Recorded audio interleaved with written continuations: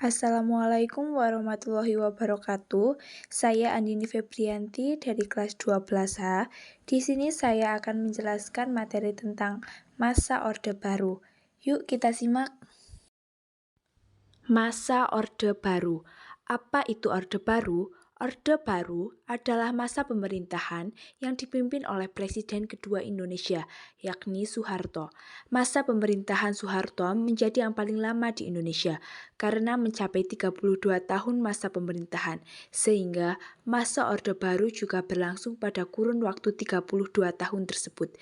Saat pemerintahan Orde Baru mulai berjalan, kondisi sosial ekonomi kembali kepada titik keseimbangan, harga kembali normal, dan kerusuhan dapat ditenangkan. Namun, panjangnya masa pemerintahan juga akhirnya membuat ketidakstabilan yang sempat terjadi di Indonesia. Lahirnya Orde Baru dilatar belakangi oleh pergolakan politik di Indonesia yang terjadi pada pertengahan 1960-an. Bahkan, pasca masa itu disebut sebagai salah satu periode paling penuh gejolak dalam sejarah modern Indonesia. Penyerahan mandat kekuasaan lewat Super Semar dilatar belakangi dengan guncangan pasca G30S pada 1 Oktober 1965. Demokrasi terpimpin Soekarno pun melemah akibat tudingan tentara bahwa Partai Komunis Indonesia atau PKI merupakan dalang di balik peristiwa pembunuhan 7 jenderal tersebut.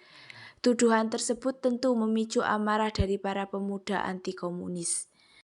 Akhir Oktober 1965, para mahasiswa membentuk Kesatuan Aksi Mahasiswa Indonesia atau KAMI dengan dilindungi oleh para tentara. Kelompok ini dibuat untuk memprotes Soekarno yang enggan berpihak apa-apa terkait peristiwa G30S. Selain itu, rakyat juga melakukan unjuk rasa soal buruknya perekonomian di bawah kepemimpinan Soekarno. Pasalnya, memasuki 1966, inflasi telah mencapai 600% lebih. Melihat situasi tersebut, Soekarno juga tidak memberi tanggapan apa-apa terkait suara rakyat. Lahirnya Orde Baru didorong oleh kacaunya kondisi politik pada tahun 1966. Adapun faktor politik yang mendorong lahirnya Orde Baru adalah Presiden Soekarno menolak bertanggung jawab atas peristiwa G30S.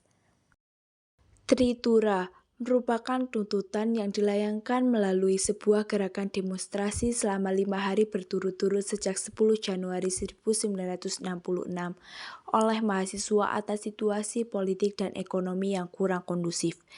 Tritura merupakan 3 tuntutan rakyat yang hadir sebagai respon atas terjadinya peristiwa gerakan 30 September tahun 1965.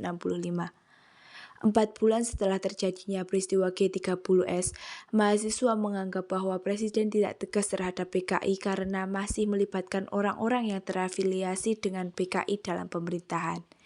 Kelompok mahasiswa pelopor aksi Tritura ini merupakan kelompok yang menanamkan diri Kesatuan Aksi Mahasiswa Indonesia atau yang disebut dengan KAMI.